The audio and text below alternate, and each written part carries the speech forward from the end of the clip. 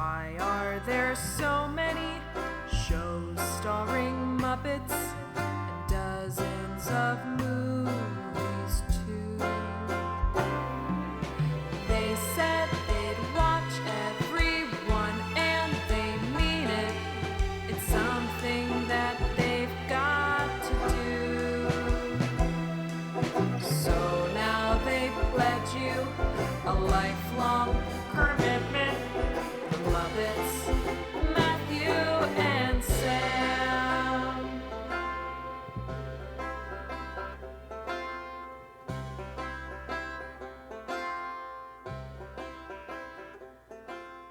Welcome to Kermitment, the podcast where two friends have vowed to watch all things Muppets. I'm Matthew Gatos. And I'm Sam Schultz. This week, we are beginning our descent towards the end of 1985, as we spend a few episodes wrapping up some of the things that happened throughout 1985, but don't have a specific place in our lovely chronological Kermitment timeline. My favorite time of year, frankly. Just here's a bunch of shit to watch, Sam.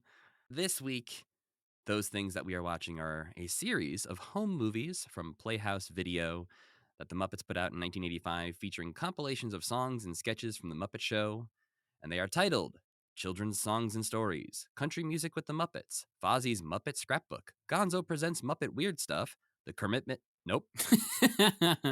The Kermitment and Piggy story. I wish. Come on. Maybe That's someday future. we'll be telling that. Yeah, we'll get our own VHS tape eventually. It'll just be like, remember when we talked about what Miss Piggy would look like naked? And this is that 10 times. It's just a compilation of all of the times Yeah. we have talked about it. It's like, oh, here's another time we talked about Miss Piggy naked.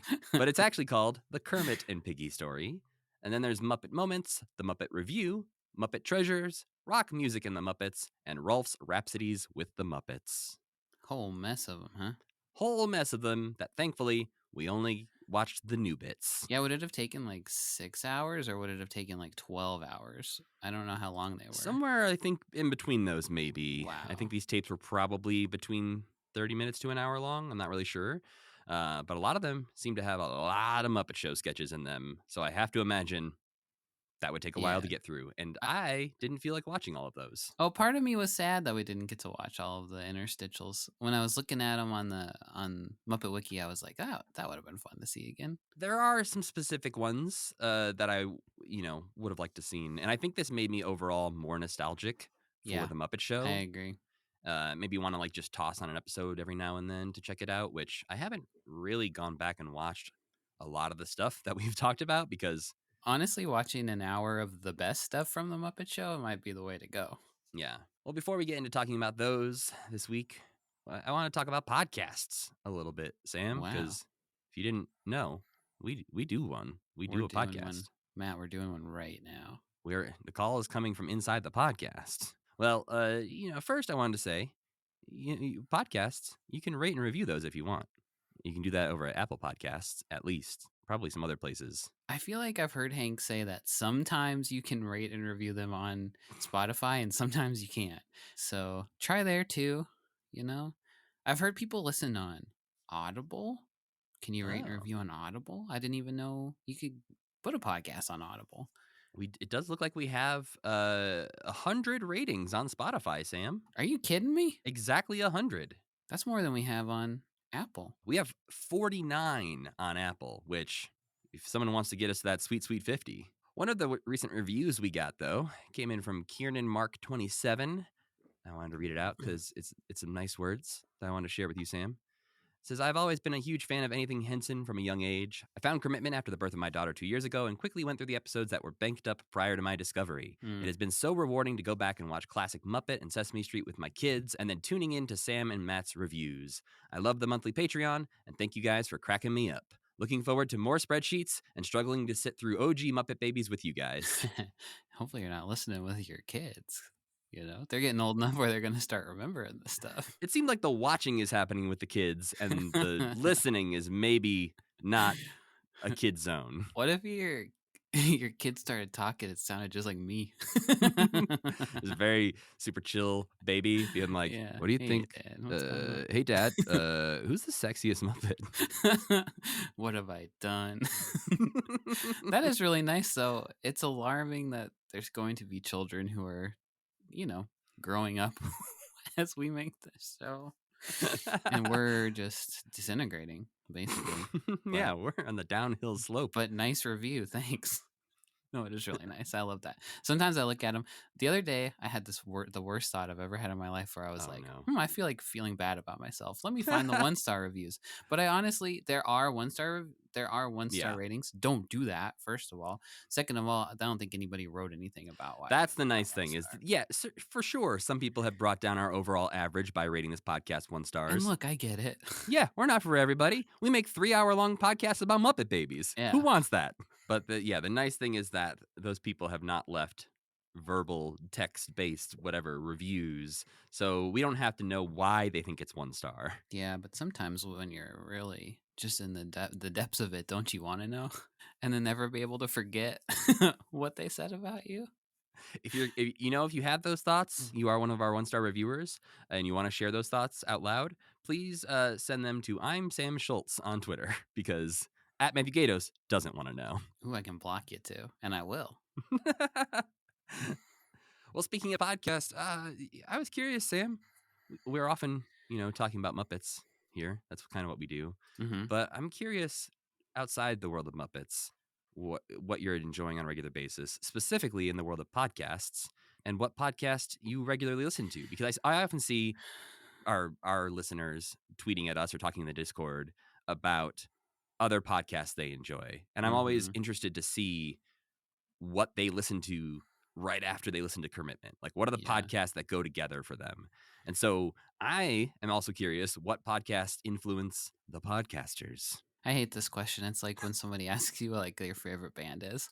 I'm not asking your favorite podcasts. I'm asking, what podcasts do you currently listen to regularly? When a new Okay. episode comes out, Yeah. you go and listen to it in the first week. I don't listen to many podcasts, which maybe will be shocking to you. But the ones I listen to, I've been listening to for like 10 years, and I take them very seriously. But they're also simultaneously the stupidest things in the world and the most pretentious things in the world. Here I we cannot go. wait. Well, they're the two I listen to regularly are, I would classify them, one of them as like, and this hurts me to say, alt comedy. It's Ooh. like Some edgy humor. it's edgy in the stupidest possible way. It's Ooh. edgy in just that they're slightly bullies to the people that they have on. It's Hollywood Handbook is what it's called. And Okay. it was an Earwolf podcast, which is kind of like, okay, so my podcast trajectory started with, I think probably Judge John Hodgman was like the first podcast I listened to. And through that, and like the guests, do you ever listen to that show? I have occasionally. It's not a regular rotation one. He'd have guest bailiffs on, and one of them was Tom Sharpling. And Tom Sharpling hosts what used to be a radio show that started in like 1999 and turned into a podcast that still goes on to this day, The Best Show. And then through that show, I found a ton of stuff, because that's like a 3-hour radio show where he plays music and has lots of guests on. But through that show, I jumped onto Hollywood Handbook because he had the hosts on. And it's basically just like an improv. It started off, it's impossible to describe what the show is, but it started off as like two guys pretending to be like Hollywood insiders, and they'd have guests on, I think vaguely under the pretense that they were actually going to talk about Hollywood stuff, but then they would just be insane. And now it's just like comedians that you know who come on this show. But what I really like about it is that I've listened to it for so long that like they've had several children apiece, and like I know everything about their personal lives basically. Right. And that's like what I really like about podcasts. And they like talk to their engineers a lot and to their producer a lot, and it's just kind of like cute. They're like cute bullies, and that is something that I really respond to. All right. I have never listened to this podcast, I'll confess. Mostly I don't ever tell anybody about it, because I think everybody I know would hate it so much. It's very much just in my ears, because it's been on for so long, and it's just so like, they're on like 500 episodes or something. And say, is it like that. a lot of like sort of inside baseball of the people who've been listening for a long time are rewarded, but if you just drop into a new episode, maybe there's gonna be some stuff you're not getting? I'd say for every 10 episodes that are like inside baseball, there's one episode where I'd be like, oh yeah. Like if you know the person they're talking to, then it can Right. be, I just can't even put myself in the shoes of somebody starting to listen to this podcast, which is also Right. something they talk about on the show a lot, where they hear people talk about their show and also say that the people say, oh, but you'd hate it, so don't listen to it. So I don't want to be that person. So Right. if you like comedy and you see somebody on the list that you like, it might be worth listening to. I just started a re-listen. The thing that I'm getting to now is like, oh boy, Trump's about to get elected, and then I'm getting to, oh boy, COVID's about to start, and so it's about to get weird. Whenever you go back and listen to a podcast from like December 2019 or January 2020, and they're talking about plans for the year, you're just like, oh no. Yeah. Oh no, I'm so sorry. Yeah. But another, I don't want to talk about the show forever, but another fun thing about it was that they used to record it in a big bustling podcast studio. And sometimes like Paul F. Tompkins would just walk in and start screaming at them, or like Io Edibiri from The Bear. That's like, she used to be on that show all the time. And then one day I saw her on The Bear and I was like, what the hell? So that's kind of fun too. So that's like the main one I listen to, and they do 2 episodes a week, and I'm on their Patreon and I listen to that. So my Tuesdays and Wednesdays, that's what I'm listening to. Then there's another show, and this one's even stupider. It's called Your Kickstarter Sucks. And I found this show because they were guests on Hollywood Handbook. Gotcha. This one, they talk about bad Kickstarters, but it's just like these 2 guys who are exactly the same age as me. And they talk for like 40 minutes at the beginning about like mowing the lawn and like fixing their house and like being mad about insurance and stuff like that. Gotcha. And there's something so soothing about it. And they're also like super leftist, but they're also like super stupid. So a lot of times they'll say like, I just know that's right, but I don't like know any like articles I can recommend you or anything. And I'm just like, that's exactly how I feel. See, that's the thing is I am okay with podcasters who don't know a lot of things. Clearly that we are those podcasters sometimes. Yeah. But you gotta own up to it. You can't go in completely uneducated on a subject and try to pretend like you're an expert. That makes for bad podcasts, folks. Totally. And whatever. But I love that show. They talk about, so every episode they talk about 6 Kickstarters that are like usually like scams or just like 3D printed. Right. And I don't really care about that part of the show, and I don't think they really do either, because at the end of a lot of episodes lately, they've been doing this game where one host asks the other what the 6 Kickstarters they talked about in that episode were, and he very seldom can only just think of like one, or like the one that they just did. So it's very charming, and they do like 3 bonus episodes a week. So that one fills out the rest of my time. Ones I've fallen off on that I love: Dr. Game Show with Joe Firestone. Yeah. From like Joe Pera. Oh my gosh, she's like the funniest person in the world. But it's a call-in game show where the listeners invent the games and then other listeners play the games, and it's just bonkers and so fun. But I also like You Must Remember This. Have you listened to that? Yes, that's the film podcast. Yeah, Karina Longworth hosts that, and there's one about the Manson murders that I listened to after I saw Once Upon a Time in Hollywood. It's just like, there's one about how he used to hang out with the Beach Boys, and it's just like, oh my god, this is crazy. How about you? That was a lot. Sorry, I never talked to anybody about podcasts. That was literally the first time I've ever done it. No, I mean, I have a different philosophy when it comes to listening to podcasts, in that I listen to like 12 different podcasts regularly. You know, the roster changes every so often. Occasionally I'll fall off of one and decide to catch up on another one. But right now there is a lengthy list of podcasts that I listen to. If a new episode comes out tomorrow, I will stop. I will listen to this one. So we've got My Brother and Me, which is the McElroy brothers, who will show up multiple times on this list of podcasts. Yeah. I used to listen to that all the time, but I have not listened to that in a while.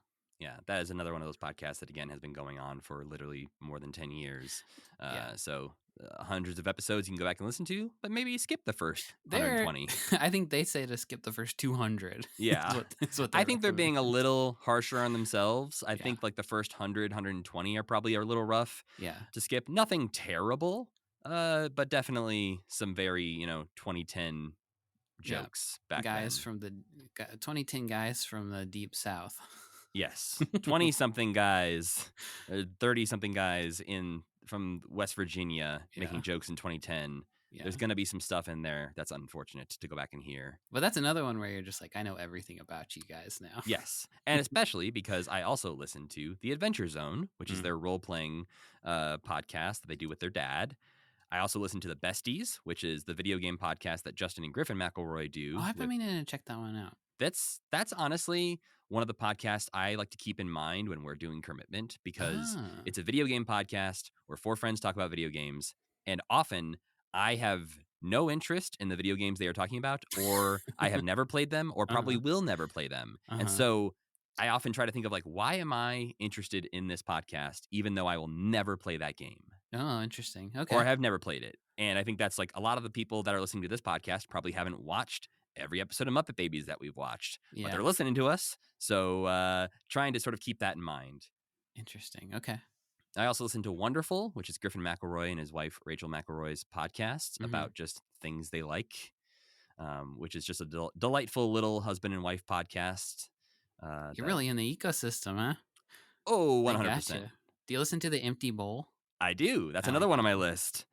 That's Justin McElroy's podcast about cereal with Dan Gobert. That one really hits my sweet spot. I like that show. Yeah, no, that one I use actually as like, I will listen to that and the next day go to the grocery store and be like, I'm getting this cereal now because the Empty Bowl told me it's good. Yep. So do you ever go to Target and you're like, oh, it's not here? What a huge disappointment. When they talk about like the Sam's Club exclusives, I'm like, damn it, we don't got one of those.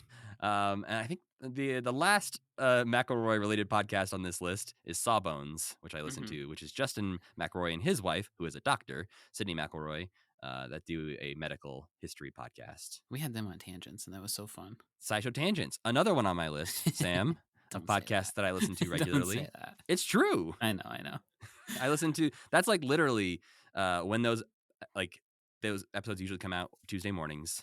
And Tuesday morning, I wake up, I'm letting the dog out, I'm making coffee, I'm listening to Tangents. That's beautiful. I like that. I think that's what my mom and dad do too. They don't have a dog though. Staying in the Complexly ecosystem, I also listen to Dear Hank and John. I co-hosted an episode of Dear Hank and John once. I know, you accidentally did. Is that the case? No. I thought that you came over and they were like, let's make a podcast. That was Delete This. Dear Hank and John, I was an invited guest. Oh, yes. I was too, I believe, a long, long time ago. Oh, did you? No. I don't know. I actually can't remember. I can't remember. That feels right. I feel like especially when Tangents was taken off, it would have made sense. I think me and Sari have been on it together, and I think she's been on it alone, which is ridiculous, but okay. Well, other podcasts that I listen to pretty regularly, we've got the other Muppets-related podcast, Muppeturgy, which I really enjoy. We've got P1 with Matt and Tommy, which is my Formula One fan podcast that I listen to. On the other end of this, there's also Working It Out, which is Mike Birbiglia's podcast, where he just interviews people. I like him a lot. He's a very good interviewer, and he has interesting people on there. There's also the Horn Section podcast, which is just a really short, fun, weird improv music podcast from Alex Horn from Taskmaster. Oh, cool. 99% Invisible, I check out pretty regularly because I'm a huge dork. But yeah, the last podcast on my list here of podcasts I listen to regularly is Pod Meets World, which is a recap of Boy Meets World with Daniel Fishel, Will Friedle, and Ryder Strong. I listen to that. That's one where I listen to like 90% of the episodes because they started doing some things I don't like, where they introduce episodes of a different podcast into their feed regularly. Yeah. Like it's a hub for multiple podcasts now. It's not just a Boy Meets World podcast. Gotcha. And so I have to skip like half the episodes. Because they're just like a different show. Is that what? Yes, it's Will Friedle doing a podcast about DComs. Oh, he stole your idea. That's why you're so stealing mad. my idea, which I used to be on a podcast, which technically is just on an extended hiatus. We never officially said we're not doing it anymore. I think it's a great podcast. Yeah, it's a podcast called Cooler Than Homework that I did with my friends Nicole, Sari, and Mari, where we were going chronologically, surprise, surprise, through all the Disney Channel original movies. Gosh, sounds so familiar. It's all my brain can do, Sam. I think that's all. That's all like reality can do. So fair enough. I think, I think other people can approach things differently though. Like we've talked before about like when I'm watching through like the Toho Kaiju movies, other people could randomly watch an 80s Godzilla film and be happy about that. Yeah. I say, I got to watch the 12 that came before that Uh-huh. before I can watch that one. Yeah, I could watch 10 minutes of one and be like, hell yeah. Well, that's been podcast talk for this week. I am curious what people who listen to Kermitment are also listening to. So Yeah. feel free to hit us up on social media or on the Discord or our email or something like that and let us know what podcasts are next to Kermitment in your library. I love podcasts so much. It's a nice, passive experience of listening to a Yeah. podcast, which is great for doing the dishes, mowing the grass, like we talked about earlier. Oh, I love mowing the grass and listening to it. I love mowing the grass, listening to your Kickstarter sucks while they're talking about mowing the grass, and I'm just like, I'm 36 years old. I'm doing the most Fuck 36-year-old yeah. shit that's ever been done. 36-year-old white guy mowing the grass, listening to a podcast where two white guys are talking about mowing the grass. Feels like an SNL sketch at that point. Yeah. They should sell lawn tools, branded podcast lawn tools. That sounds really dangerous and hard, but Maybe that's the niche we need to find is what merch can Yeah. we sell that's relatable to Kermitment, but yeah. isn't Muppet merch. Yeah, like really high quality dish sponges and like Swiffer refill packs and stuff. Yeah, but we'd have to talk about house cleaning a lot more than we do currently. Yeah, that's fine with me. I love cleaning my house. I genuinely love cleaning my house. We should talk about the Muppets probably. I guess. Sam, what do we watch this week? This week we watched the interstitial segments from the Playhouse video series of videos. I put videos twice. These videos You put it 8 times. They were compilations of Muppet Show clips, basically, featuring brand new segments in between, hosted by various Muppets.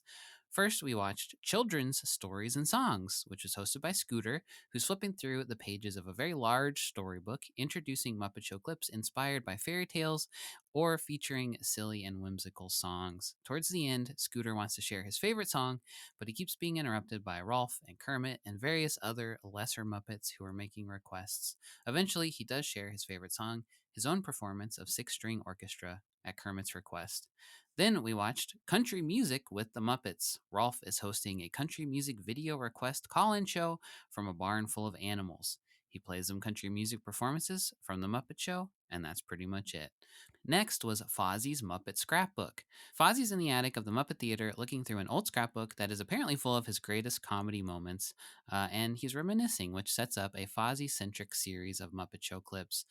Kermit keeps coming in to try to get Fozzie to come help him paint scenery, and Scooter also stops by to try to get Fozzie to show what Scooter considers his greatest act of all time, the telephone pole bit, which they do show towards the end. Next, Gonzo presents Muppet Weird Stuff. Gonzo and Camilla are presenting their favorite weird acts from the Muppet Show from their stately manor, which a passing Kermit reveals to be a trailer home. Lots of Gonzo acts and moments of Gonzo being horny are also included. Next up, the Kermit and Piggy story. Kermit has invited Piggy out to dinner to reminisce about their past. They recount the first time that they worked together, Piggy's first time karate chopping Kermit, Kermit's relationship with Foo-Foo, and various fights, embarrassments, and jealousies that they've had together. They start to get heated with each other over the course of the dinner, of course, but ultimately they agree that for all their hard times, there have been plenty of good times too. Then we watched Muppet Moments. Fozzie and Kermit are cleaning the Muppet Theater attic, which is full of memorabilia from old shows and guests. Everything they try to throw away seems to have a fond memory attached to it, so much so that by the end of the compilation, they have thrown away nothing and give up. Next, the Muppet Review. Kermit and Fozzie are cleaning the Muppet Theater attic, which is full of memorabilia from old shows and guests. That sounds really familiar. This one is really similar to the last one, so much so that I forgot to watch both of them because I clicked one and I was like, all right, watch this one. And then I had to go back and be like, oh yeah, I guess I didn't watch this one. This is technically different. Yeah. They like forget about cleaning pretty much right away in this one, and they're just looking at old junk and goofing around in the attic.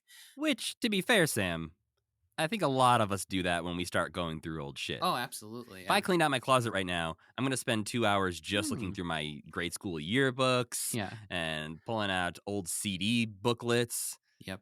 It's going to be mostly reminiscing. Playing with little toys. Mm-hmm. And then that's it. Then we watched Muppet Treasures. Fozzie is back in the attic looking for a fish so he can ask the fish a question. Kermit finds him up there, and they again start rummaging through old junk and reminiscing about old episodes of The Muppet Show. Next, rock music with the Muppets. Dr. Teeth plays a VJ, which is a video jockey if you're not 36 years old, as Beaker engineers a clip show of rock performances from The Muppet Show.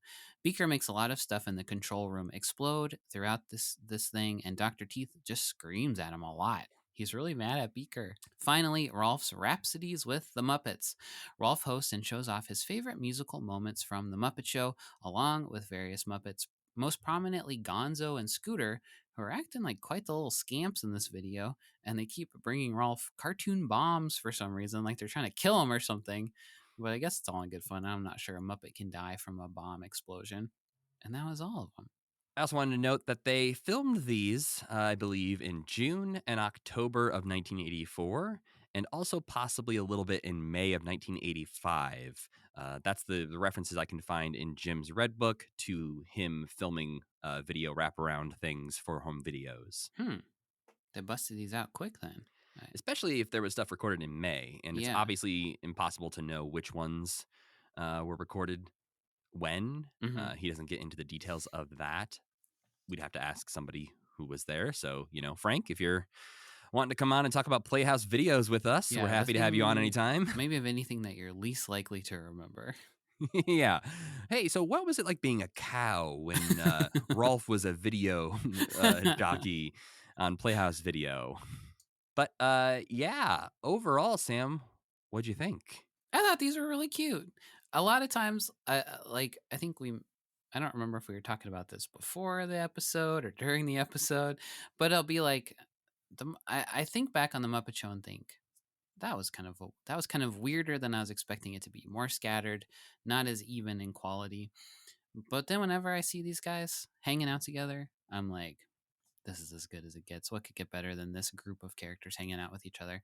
And the really fun thing about these is that you get people talking to each other who've basically never really talked to each other, or like at least spent this much time with each other. And I thought it was interesting also overall. I felt like they were doing what we always try to do, where they went back and thought about the Muppet Show and they were like, this doesn't make any sense. Let's try to make it make sense and tie it all together into like narratives and stuff like that, which I also Right. thought was like, I don't know, maybe they were thinking if we could go back and do it again, maybe we would have more of a through line or something like that. Yeah, it's interesting that these, come out about 9 years after the first season of The Muppet Show. Obviously, The Muppet Show went on for a few seasons and was airing in syndication. So Muppet Show was not outside of people's consciousness. Right. But this does feel, because, again, these are years we weren't alive. These all sound like old years to us, whether it's 1975 or 1985 or whatever. But hearing them be nostalgic for a thing that doesn't feel that long ago for us compared to this Right. was interesting. Yeah. But I love these. I think the set design is fantastic. I'm surprised by how much money they spent on some of these. Yeah. Which I guess VHS was a big market in the 80s, so Right. it makes sense. And yeah, the higher concept ones are definitely my favorites. Which, which ones would you consider? I mean, to be fair, most of them get pretty high concept, but Yeah. anything outside of the attic or the black void where Scooter is hanging out is extremely my shit. So yeah, when it comes to like country music with the Muppets, Gonzo, Kermit and Piggy story is okay. They're also in a black void. Yeah, but then rock music with the Muppets. So like the two DJ ones and Gonzo's one are the ones where I was like, you put so much work and effort into this, like not only from a story point of view, but from set design. I love every inch of it. The ones with just Fozzie and Kermit hanging out in the attic, though, were just so charming to see them like interacting as peers and friends. And like that clip you posted of Kermit tickling Fozzie's nose with that paintbrush was just cute. Like, what are you doing? That's the best thing I've ever seen. So many of these moments, like obviously they're scripted, but there's a lot of in-between moments that feel like they were letting loose a little bit more than they used to on The Muppet Show, where Jim and Frank just got to play or react and improvise with each other. That made these feel like, it made it feel like the Muppets are real and are Right. thinking back on the glory days of the Muppet Show. Right. Not that, I don't know. They felt more real, I guess. Kermit especially felt more like the loosey-goosey Kermit of a talk show Kermit. When he's hanging Yeah. out with Fozzie in the attic, he's not He does a being little bossy or laugh anything like that. after he does the like coochie coo thing with the paintbrush on Fozzie's nose, where Fozzie's like, that tickles, and Kermit's like, heh. It's like, that's like the most chill Kermit I've ever heard in that 1 second. Yeah. He's been pretty chill lately. I feel like last time we saw him was in Little Muppet Monsters. I don't know if that's true, but that's the last time I remember. And he was pretty Yeah. chill up in his study, right? In those. Yeah, but he got a weird energy to him. I don't know if I like that Kermit. I'm just Hmm. like, I need to write out my detective stories about how cool I am. But I'm very, very glad we got a chance to watch these Yeah, because me too. they do feel like I would important maybe is a strong word, Mhm. but a good insight into what the the Muppet performers were thinking of these Muppet characters at the time. Because again, Totally. this is after Muppets Take Manhattan. Jim has moved on to making Labyrinth and Dark Crystal. He's not done with the Muppets, but he's sort of moving away from the core Muppets at this point. Right. When I first started it and saw Scooter, I was like, okay, this is going to be a bunch of videos of Richard's just Yeah. hanging out, doing the thing that he likes to do. But then Jim pops up. Jim's in all of these. Yeah, even there are some that Frank isn't in, but it's at least Richard and Jim are there Yeah. for all of them. Yeah. And there's a lot of side characters too. So you'll have people like Kathy Mullen and Steve Whitmire, Louise Gold, Dave Goles helping Mhm. out. Jerry Nelson, I think, is also helping out with some of these, but there's the core characters, I think, are a lot of like Jim, Richard, and some additional Muppet performers. And it did succeed in making me like, if I could picture myself as a kid renting one of these videos and then being like, I must rent all of these videos, then I must start renting the Muppet Show. So I think it was very successful in that aim of making you like nostalgic or interested in the Muppets too.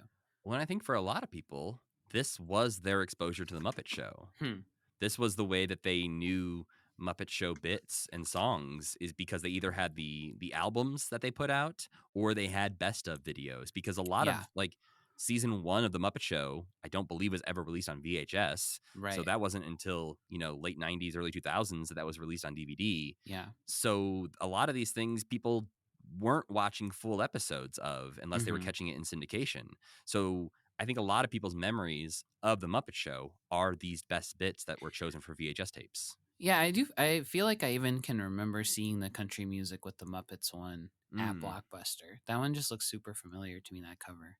Yeah, the covers are great on these, and the I want to go as we go through one by one here some Mhm. of the interior little trivia and notes that they include, because some of it's kind of fun. Mhm. It is worth noting that they do list the length of the Scooter one as 56 minutes, so I think all of these Oh. are probably close to an hour. We dodged a bullet not watching 12 hours of these then. Yeah, no, I wouldn't do that to you, Sam. At least not on purpose. Not anymore. Not like you used to. How It long was was an that accident. commercial? How long was that commercial compilation we watched? I honestly don't even think the commercial was the worst one. The worst one is when I gave you so many albums to listen to from Sesame Oh, Street. that was hard. Yeah. I That did was not hard. think through how long an album is, and I was like, we can Yeah. listen to 14 albums in 1 week. That was rough. That's all I was doing towards the end of that week. Yeah, that was instead of, doing dishes and yard work that week, I wasn't listening to podcasts. I was listening to The Count host his radio show. That was a good one. Yeah. The one I remember That's why being, that's the one I remember, because it was actually good. where I was panicking was the Big Bird. Who's the folk singer Big Bird was hanging out with? Pete Seeger and Brother Kirk. That was a good. I liked that one, but that's the one I remember being like, I'm not going to finish. There's no way I'm going to finish. Thankfully, we only had to watch like an hour of these. And the first one was Children's Songs and Stories, which personally I think is the weakest one. Yeah, it sets up a bad precedent. Like, you think they're all going to be a Muppet hanging out in this void. And I don't even understand why they used the void, I guess. There must be a good reason for it, but Especially because before I realized they were alphabetical, I just assumed this was the first one they produced. Yeah. And they went simple and then decided to scale up after that. yeah, But we can that have a little is fun. presumably not the case. Right. And so, yeah, this is just Scooter reading through his scrapbook of favorite children's stories and songs in a black void. Weird thing to have a scrapbook for. They all have scrapbooks that play videos. I'm glad this is This is the only one where they really try to lean into the digital page turning effect, Mm-hmm. where he's like turning the page of the scrapbook and you see like a square video file be like, Wow. like Yeah. try to match up to the screen. And it never looked that great. No, it probably And sucked so bad to do in 1980, whatever, also 1985. well, and Scooter or Richard Hunt has to pause awkwardly while that transition is happening. Yeah. So Scooter will like turn the page after his like intro to be like, let's check out Octopus's garden. And then And just look at stare the silently camera. at the camera for a solid 3 seconds while Yeah. he's waiting for the transition to happen. Yeah. But yeah, the Octopus's Garden is the first children's song they pick. Sure. We'd have to ask Ringo if he thinks that's a children's song or not. Ringo, if you're out there, you want to come on the podcast? I know you got a biopic coming out sometime in the next few years that you want to promote. So yeah, where come on, better? Commitment. Where better too? But on the VHS tape for this, there is a weird little trivia thing that says, few people know it, but Scooter has never ridden a scooter in his life. No one has the faintest idea where he got his name. Where are these? Where are you seeing these? If you go to Muppet Wiki for the individual tapes, there's a they little have pamphlet photos inside or something. Yeah, it's Ah. a gatefold. It came inside the VHS tape. But yeah, this one, I think overall, the choices of best of clips are good choices to show off the Muppet Show, Mhm. but weird choices to fit the themes. They often immediately go against the themes of children's songs and stories, or, you know, country music. They'll slide in something that's definitely not a country song, and Yeah. it's just kind of a weird to set a specific theme and then go against it in a way that doesn't feel entirely purposeful all the time. Yeah, but you know, whatever. To me, I think the Ralph's Rhapsodies one feels like you're setting it up that Ralph is going to share classical music moments. Right. And then he starts off with Ragmop, and you're like, oh, I That- see what's happening here. Yeah. That's true. Hanging a bit of a lampshade on it. And then Yeah. the ones where they're reminiscing are just like they could show whatever they wanted to. And there's some of those that are definitely built around the like, and now this, and now Mhm. this, and maybe another one. Here's this. And are Mhm. less overall interesting. But yeah, they show Octopus's Garden, they show the Lonely Goat Herd, and then they show Robin singing I'm 5. And to be clear, we didn't watch any of these clips. No. It would just show That's like why we're a not talking about them. It would show a millisecond of one, and then I would think that I feel insane sometimes because it was just like Scooter, a millisecond clip, Scooter, a millisecond clip. Like Scooter. This one made me feel it more than any of the other ones. I think because the void was such a difference from the clip in terms of like the visual impact of it. That it was just like Scooter's babbling at me incoherently. And there's some too where Scooter is commenting on what just happened Mm-hmm. in a way where I'm like, okay, I guess watching it would have helped me understand the context. Yeah. But when they come out of the baby band thing, he just shakes his head and is going like, I know. Yeah, what the heck happened in that one? I have no memory. I think he just knows that nobody likes the babies. Well, he introduces the A.A. Milne poem from Twiggy, The King's Breakfast. Mhm. And then after that, Rolf's here. And Rolf says, hey, Scooter, I've got a song for you. I hope it fits in. And Scooter goes, it will. I do feel like partway through this one kind of started to pick up steam a little bit when they're like, this is stupid. We're just going to lean into how stupid it is. Yeah, it felt like there's a section in each one where they set up the premise, maybe it's a Mhm. little weaker, and then they do like a rapid fire section, and then it slows down again. And when it slows down again is usually when they lean harder into the jokes. Yeah. I also thought this was interesting because they presented as Rolf not as a clip, but he's going off to play a song. I thought that was kind of cool. Yeah, which again, I guess goes against the premise, but that's fine. Yeah. Maybe if Scooter was like present, like he was like, this is the best of, we're redoing all of our old favorite acts. And he was like presenting them or something like that. Like they were actually happening. Like it was a review show or something. That would have been cute. But poor Scooter continues to not be allowed to introduce his favorite song. Mhm. Kermit interrupts and is just like, hey, yeah, no, we're going to watch Brooke Shields. And then we're going to watch more Brooke Shields. Then we're going to watch probably more Brooke Shields. He does, Kermit pronounces Wonderland, Wonderland. Yep, you catch I wrote that down as well. Why? Alice in Wonderland. I gotta know if Jim pronounced that much stuff with weird, really, or if that was just a big joke that he had. That's his just a whole Kermit life. thing. Yeah, it's just like a dad thing. Yeah, he just thought it was hilarious to say to his daughters, oh, you're watching Alice in Wonderland? Well, the Swedish Chef and Waldorf are also there to interrupt Scooter as he's trying to show off his favorite Muppet clips. Again, because Jim is the one there, and they just handed Jim all of his characters and said, Yeah. go. There's no problem with that. It's great. No. I love seeing Waldorf. I feel like Waldorf in a weird context, like just being Yeah. down here and Statlerless and asking for his favorite because of its educational message, which is Inchworm by Charles Aznavour. Yeah, like maybe if they could have gotten Frank, they would have had Sam do that part. Because he is, Waldorf is like, it's educational. He hits that over and over again. That's That a good seems point. sort of Sam coded, but he wasn't there. But finally, it does lead to Kermit sweetly coming out to encourage Scooter to play six-string orchestra. And Kermit even gives a little Scooter arm swing every time he says, hey, it's great. I didn't notice. I think I'm the kind of person who doesn't catch like reoccurring jokes like that. And I've never really realized that that's like Scooter's thing, huh? Yeah, I think it's sort of like the Waka Waka thing where he did it maybe a couple times in the Muppet Show. Right. But they're really leaning into it as like his thing for this. And even him and Kermit do it together at the end when they're like, here we go. I'm seeing a picture of it on Muppet Wiki, and I saw this picture earlier, and I was like, what? That's a weird picture. But it's both of them going like that. Yeah. It's like when people do, and we see this, I think, later on in one of these, when people do the Kermit yay, when other characters are introducing someone, and they're like, Johnny Cash, yay! Yeah. And this is that, but for Scooter. Is like, what does Scooter do? He goes, oh boy, with his arm. That's right. And they end this sweet little children's songs and stories on Halfway Down the Stairs, after which we get a sweet lullaby version of the Muppet Show theme song. That's very sweet, and I've never heard anywhere else. Box version. Like, this is what I thought maybe they went and bought a music box that played the Muppet Show theme, and they probably went to Muppet Stuff and just bought one, and that's maybe what they did. I like that they couldn't get one for free. They had to go to the store and actually buy one. Well, yeah, the teenager working there that day didn't recognize Jim. Jim just walking out the store, he's like, the kid like, you gonna pay for that music box, sir? It's New York. That's just what happens there. But yeah, I think that's the weakest of them all.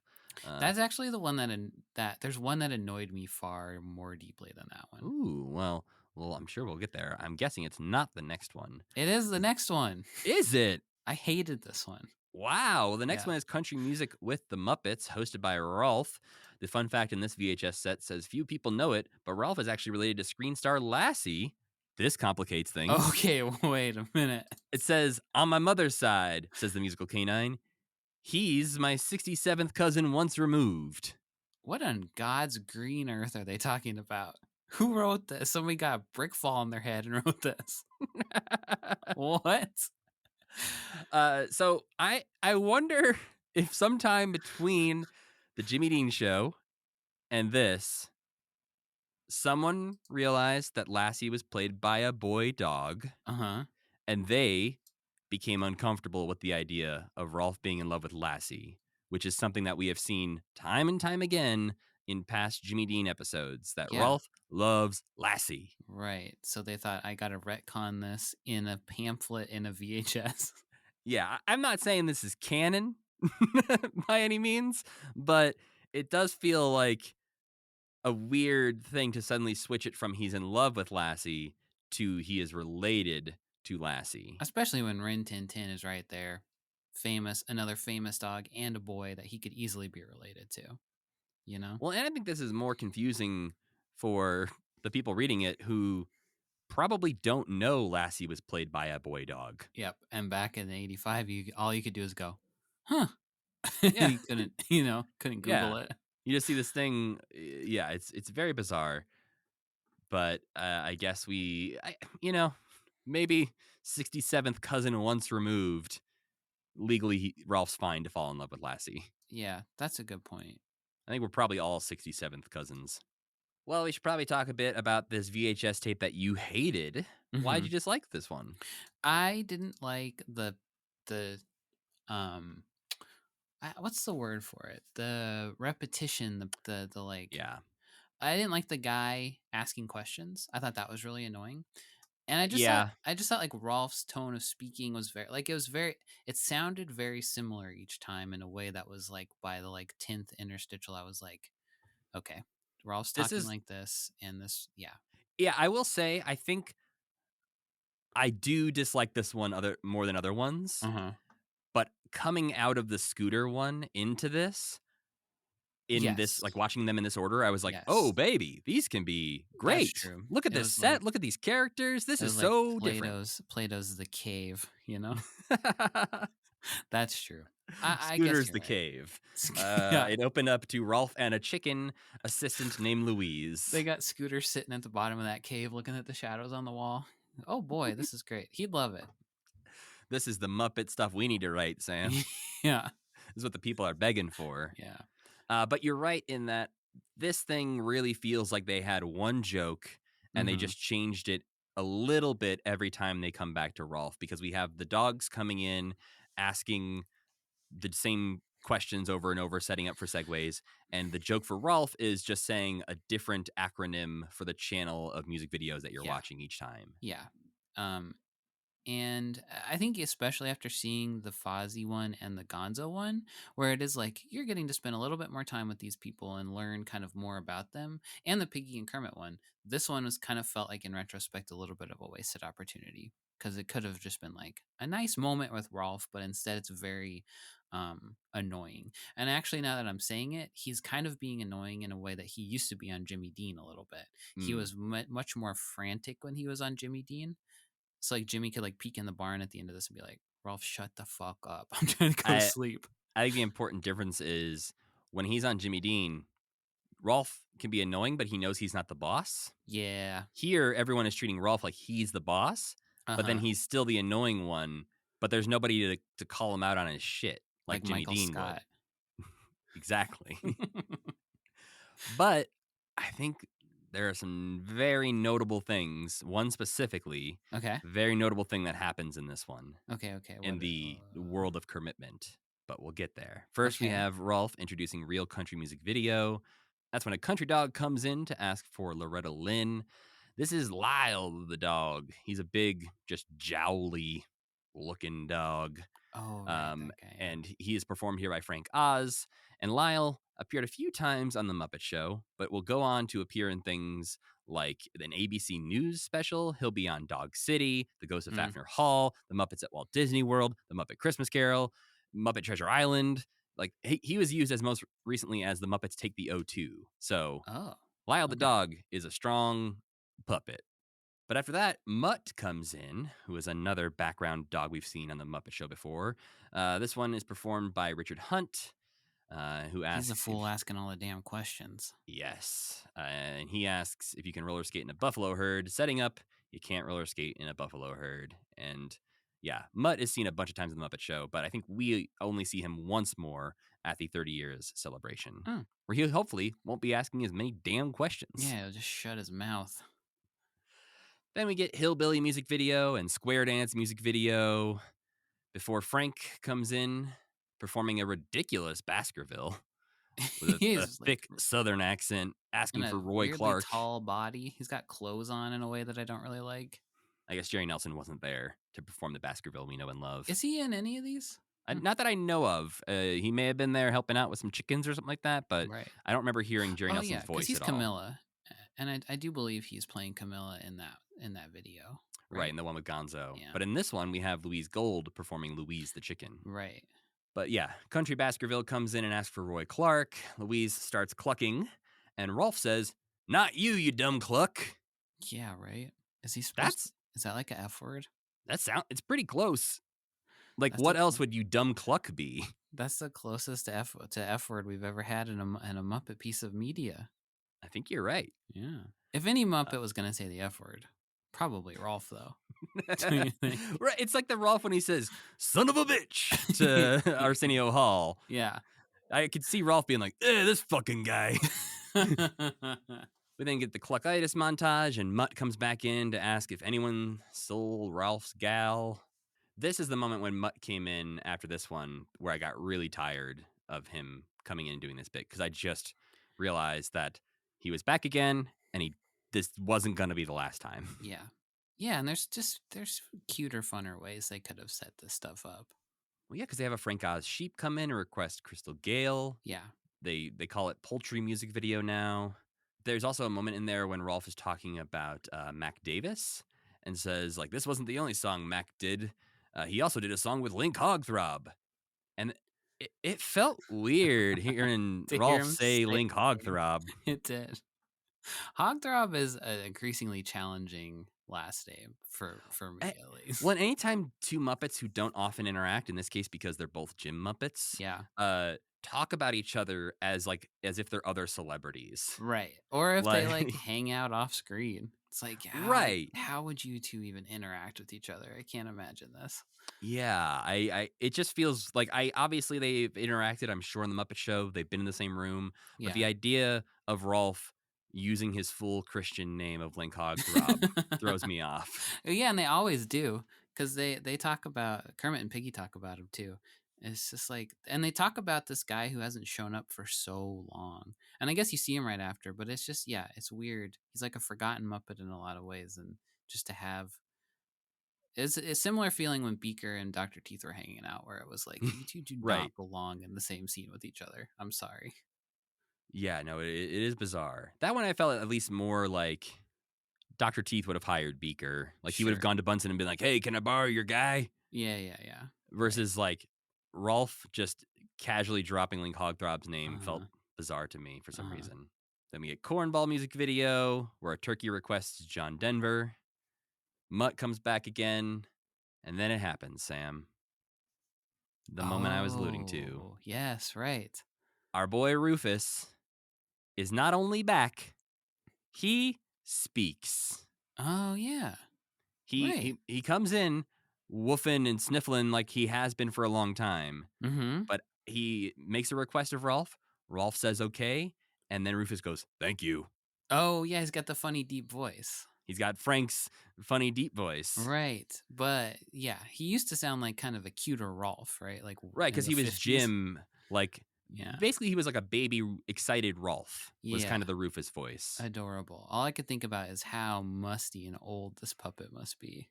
Oh yeah. This is like he a looks gross. He looks nasty, yeah. How old is that? When was that? Like the late 50s? Rufus for 1963 Okay. is when he was built. So this is a 20-something-year-old puppet. I mean, maybe they rebuilt him, but I don't think I they did. can't imagine they would rebuild Rufus. No. But the thing that always, because I think about this when I'm doing SciShow Kids stuff, is like, I'm going to put my hand in here and there's going to be a spider in here. Imagine how many spiders there must have been in Rufus. Well, that's like you look at some of the rehab pictures of when they like had to rebuild the Swedish Chef puppet, and it's like all this old asbestos-y kind of foam just crumbling inside of there. And yeah, I can't imagine Rufus is in the best condition. But he must be okay, because they use him, like he's in Muppets Go to Disney World too, so he just keeps on ticking. That's true. I think the last time we saw him, he popped up in the Muppets Take Manhattan. Oh right, yeah. He's one of the dogs being boarded in that. Yeah. But before that, he had been seen on the Cher Show and then Muppet Show Sex and Violence because they replaced him for the Muppet Show with Muppy.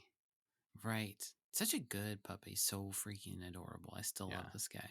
But I don't think we've heard him talk since the Land of Tinker D. Yeah, I don't think so either. I think in Hey Cinderella, I think is when he switched over to being just a dog, basically. Yeah.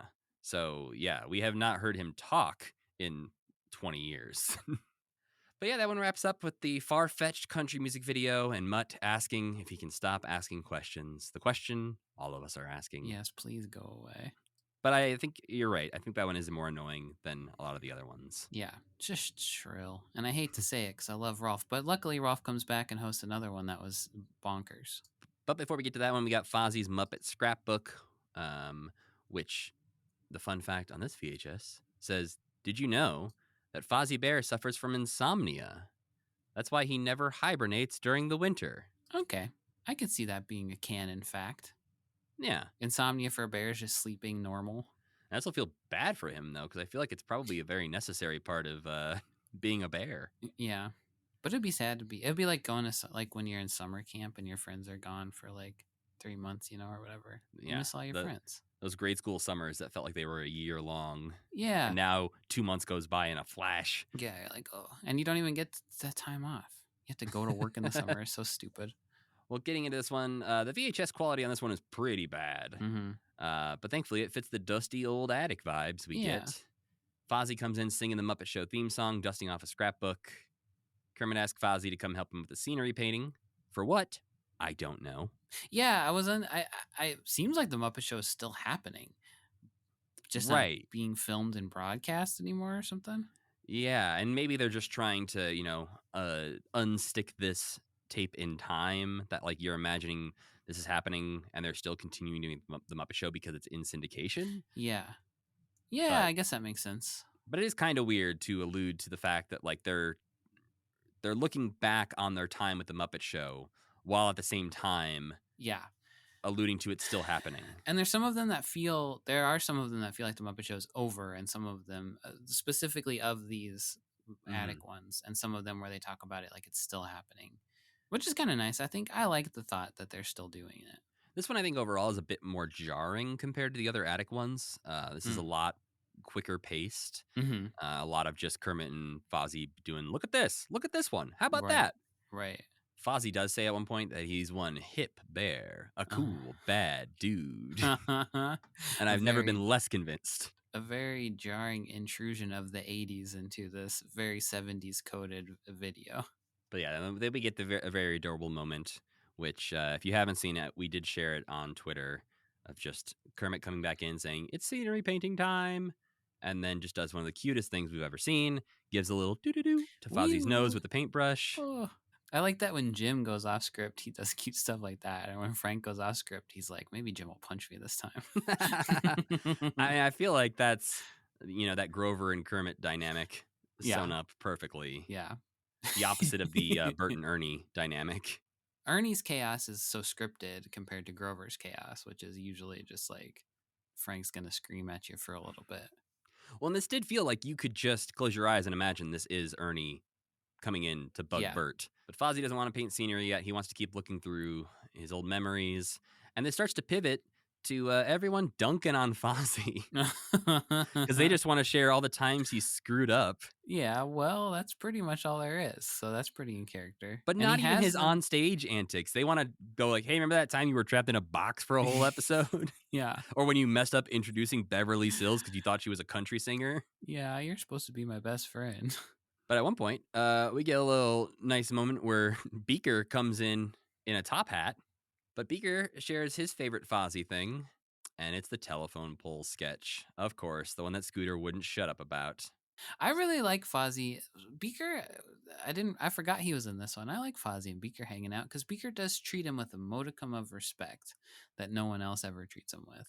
Well, and it's nice to give Fozzie like a chaotic partner, which oftentimes Fozzie either is the chaotic partner or Animal is a chaotic partner who can't play with Fozzie. Because they have a similar friend in Frank Oz. The same guy, yeah.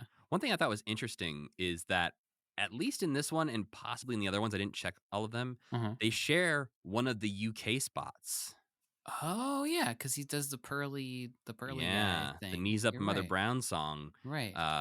And that was a UK spot on The Muppet Show. So US viewers of The Muppet Show, who were probably the primary audience for these tapes, were like, that would be the first time that they they'd were ever seeing even that. be able to see that, unless there's something we don't know and the UK spots ended up in some rebroadcast somehow or something. That's possible. Maybe the commercial numbers were different in syndication. Yeah.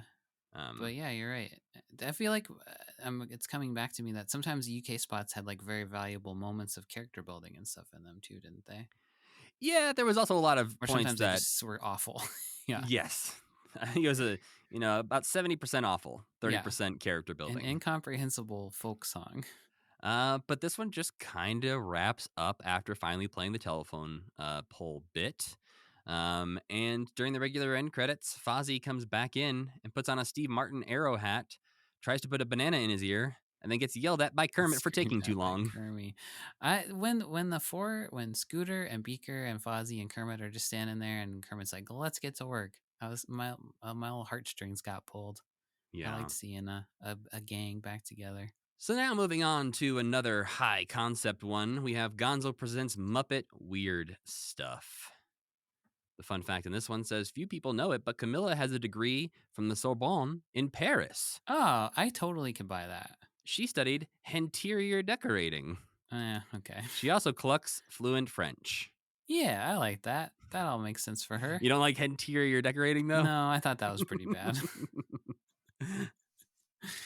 Something great in Muppet Wiki that I want to point out is all of these have pretty good covers with good photo shoots that were done for these. Uh-huh. And Muppet Wiki has a lot of them as solo high-res images. So you can go get, a good high-res image of Scooter looking through his scrapbook with Robin and stuff. It's Right. very cute. Man, I liked this one a lot. This one is so lore heavy, and I absolutely love it. Yeah. It gives Gonzo so much to do. Gonzo's got a fantastic robe on. And it really makes him feel like sometimes I struggle sometimes with Gonzo because I think sometimes Dave Goles inserts himself into Gonzo a lot, and that part of himself is guy who wears a sweater vest and is kind of boring. And this really gives him seeing him in his weird house. I was kind of finally like, okay, I get Gonzo. He's there's a Kramer element to Gonzo. He's that guy. Absolutely. Yeah. I think Kramer is a spot on comparison for Gonzo. He's got a little Martin Crane lazy boy chair going on there. Yeah, He's got a lava lamp. He's got probably a set of encyclopedias that he bought from Grover. There's a notable, which will be more important later. There is the tiny suit of armor in the background of his apartment. Right. That's alive in both of these, I believe, right? Yeah, in different times it is alive in different ways.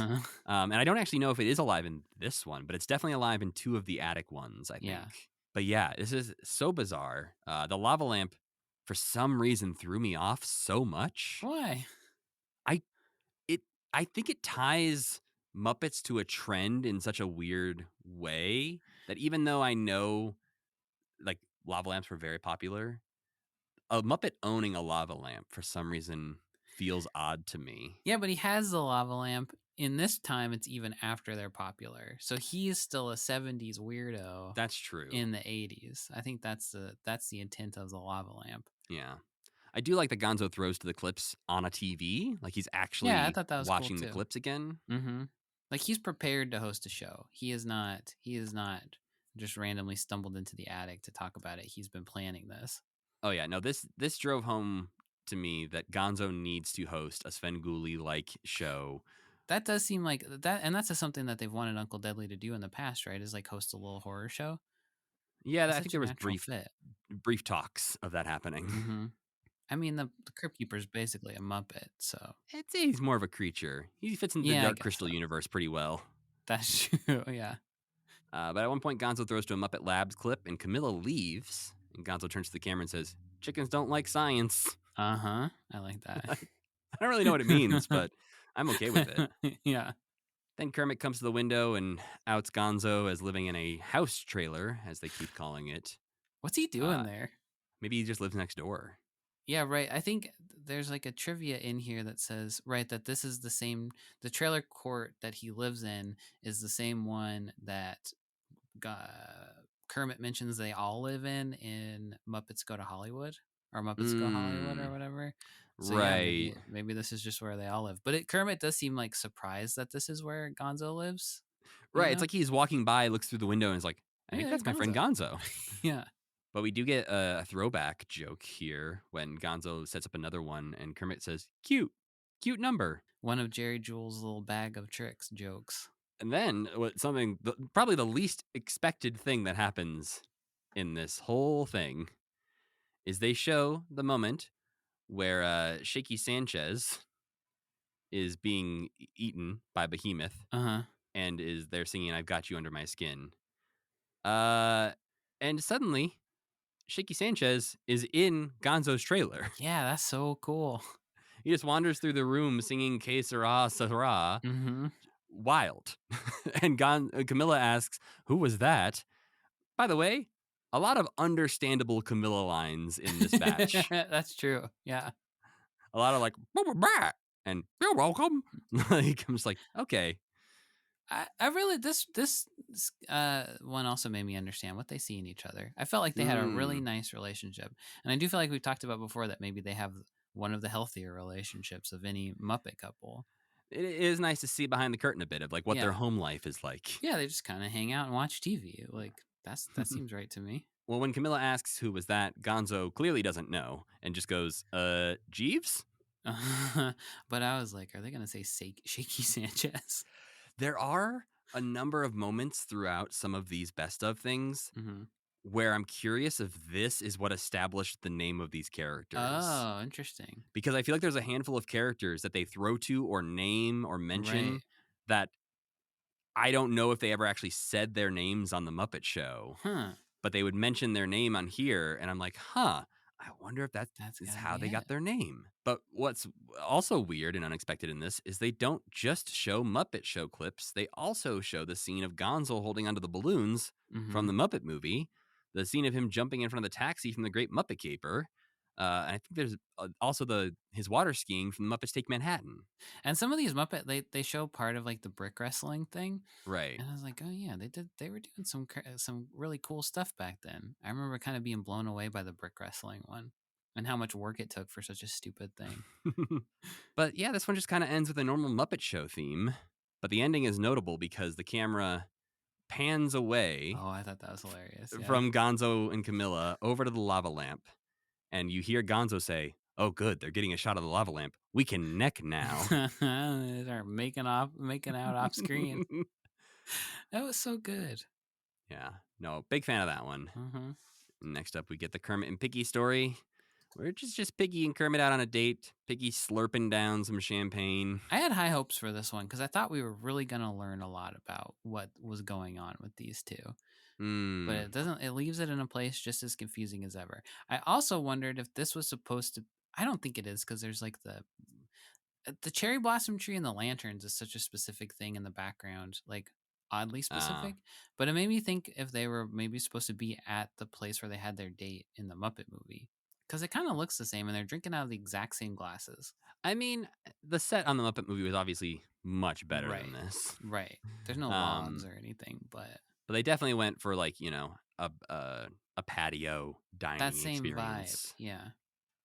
I thought that But was interesting. I agree that it would be nice if there was more, filling in gaps as Mm-hmm. far as their story.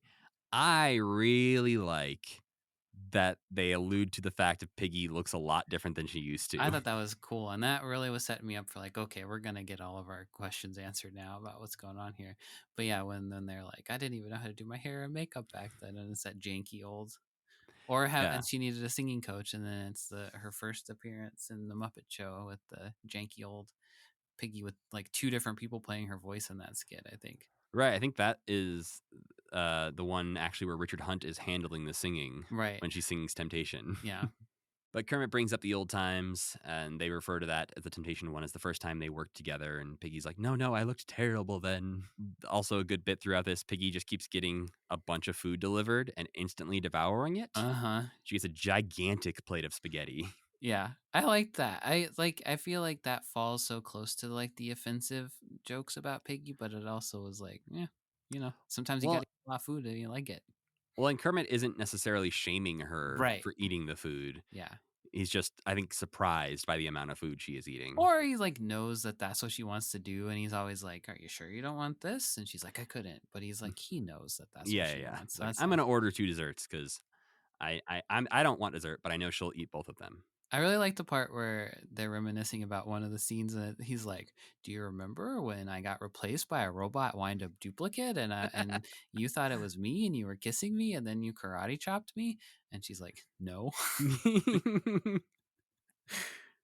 And they just move on. They don't even. He's not like, how could you forget when Yeah. you karate That chopped seems me? like a perfect robot duplicate. Meeting a perfect robot duplicate of the person you're in love with seems like you'd remember that, but not Piggy. She's lived a full life. There's an important moment where we learn a little bit about Kermit and Piggy because Piggy mentions getting a doggy bag, and Kermit asks about Foo-Foo, Yeah. and Piggy says she misses her green daddy. Yeah, what's that all about? They're not together. They're not together. Yeah, he invites her to dinner, which is not it's not framed as like, oh, it's date night. It is framed as a rare situation almost, or like the first time in Yeah. a long time they've been out to dinner together. They are catching up after a while apart. Yeah. And Kermit rubs it in by showing Lydia the tattooed pig lady. Piggy calls Lydia a hussy. Yeah, I guess that didn't really sink in, but yeah, she does. And they argue. Kermit says Lydia is not a hussy and she's just a friend. A sweet kid. Creep. He's a creep. Yeah, I don't like the sweet kid part. That's No. not great. I think Piggy's sucking down oysters very aggressively. And then Kermit is there, obviously. And Piggy says, do you want one? And he says no. And she does a thing that made me laugh a lot. Uh-huh. I don't know if do you remember this moment? I don't think so. She goes, they're good for you. Yeah, I remember seeing that. Something about Frank's choice to do the they're good for you was so like, it was just like stepping on the boundary of outside of Piggy voice. Uh-huh. But then Piggy eats a whole turkey. Kermit and Piggy fight about Piggy being overly assertive and Piggy being violent, which started to feel awkward. It got too heated in a way that wasn't fun. It got too real and like a mom and dad are fighting in front of the kids. Yeah. Kind of energy where I'm like, I don't think you should be recording this. Yeah, we're about to replay the thing that made you guys break up in the first place, and I don't want to see that. Which is something they do in the 2015 series, is Yeah. we do see them actually break up in that. Yeah. But yeah, this was a little awkward. And they decide that, maybe we should just remember the good times. It's especially awkward when one of the people in the fight is saying, "You beat me up all the time." Yes. That's not very... You were actually violent. Yeah. You are not correct in this argument. But then they get the bill, and Kermit alludes to having to stay and wash the dishes to pay for it. Yeah, she leaves. They're like, "Okay, we'll see you later," and then she leaves. So it's like definitely not together. Not going this home definitely together. Was like, I don't know if they were trying to rekindle something here, but it did not work out for them. But I feel like, and this is gonna be kind of shocking, I think Piggy and Kermit is one of my least favorite Muppet duos. Interesting. They have their nice moments, especially like when they're playing other characters, like when it's Bob Cratchit and Emily Cratchit. Yeah. I like that. That's fine. Yeah. I don't think they're good at fighting, and then their fights are never funny.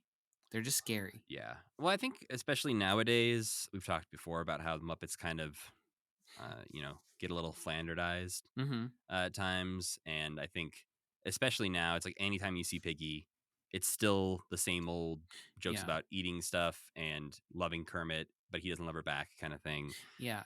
And I think that just does get annoying. And also, especially when it is like, and one of them is violent. So it's like, I think I'm on Kermit's side in most of these arguments. I actually prefer their relationship in Muppet Babies, where they are more clearly like an item.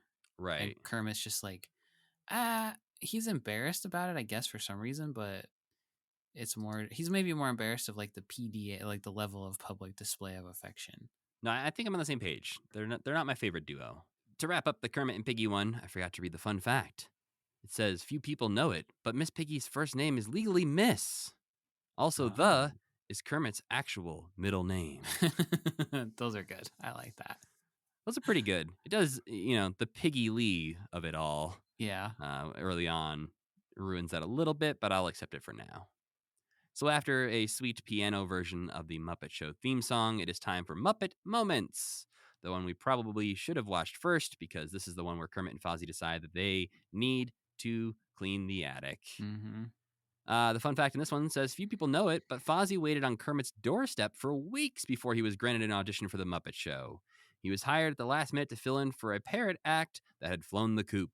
The rest is history. Interesting. Flying in the face of some other stuff that I would consider relatively canon, I guess. Are you saying like the Muppet movie? Yeah, that they just came up together. I don't like to think about Kermit being like famous before Fozzie. That makes me sad. Yeah, I guess in the when Robin asks Kermit if the Muppet movie is how they met, and he's like, yeah, sort of. It would be weirder to have it be Fozzie sitting on a doorstep for days on end, being like, please, Mr. Kermit, let me audition. Kermit's like, is that trash still out on my doorstep? Who left their bearskin rug here? Weeks? Kermit wouldn't let that guy sit out there for weeks. Well, this one, I'll speak for myself, starts off not strong. Yeah, they go up to clean the attic, and the first thing they find is an egg. Why is there an egg in there? Because they had to talk about chickens, because... they didn't have to. They Y- chose to. yeah, is very. This one to me. Do you remember a sketch on Whose Line Is It Anyway? No, but go ahead. There was a sketch on Whose Line Is It Anyway where two of them would be singing improv songs, Yeah. and Ryan and Colin would be introducing the songs, Uh-huh. and they would have to make up Right. some weird Yes. genre and topic and everything like that, and then throw with a clever segue over to the thing. Gotcha. Yeah. This yeah. felt the same level of quality as those, as far as like, whoo boy, that was quite the sweaty, stretch. sweaty. Yep. Because yeah, they find the egg, and Kermit's like, throw it out, and Fozzie is like, well, what if this is a rising star of the chicken world, a baby face? And they're yep. like, baby face? I can We have a definitely chicken see- song about that. Yeah, there are a few times in these where one of the Muppet characters does go, that sounds like a transition to a song, huh? Yeah. And like, yeah, come on, guys. Then then it comes back from Babyface that Fozzie's like, I'm gonna take this egg on vacation with me. Why?